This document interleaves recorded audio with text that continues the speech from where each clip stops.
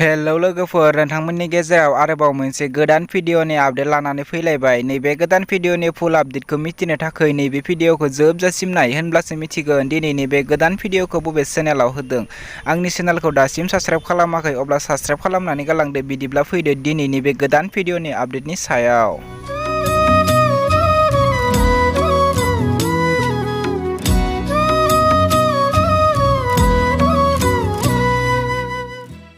दिनैनि नैबे गोदान भिडिअनि आपडेटनि टाइटेलानो जादों थार गोसो। दासिमबो लोगोफोर नोंथांमोना नायाखै अब्ला नैबे आंनि भिडिअनि गेजेरजों नायनानै लानो हागोन। बेखायनो बे भिडिअखौ जोबजासिम नाय। लोगोफोर नैबे भिडिअनि कास्टिंफोरानो जादों मिहिर बसुमतारी, मारिना बसुमतारी, सानसुमा बसुमतारी, जोदोब इस्लारि, मनालिसा बसुमतारी लोगोफोर आरो गोबां दं। बिथांमोना नैबे भिडिअखौ अलरेडि फुल आपल'ड खालामनानै होखाबाय। बियो मोनसे शर्ट फिल्म। लोगोफोर नैबे भिडिअनि स्क्रिप्ट आरो डिरेक्सनानो जादों मिहिर बसुमतारी। नैबे भिडिअआ जोबोरैनो मोजां जादों।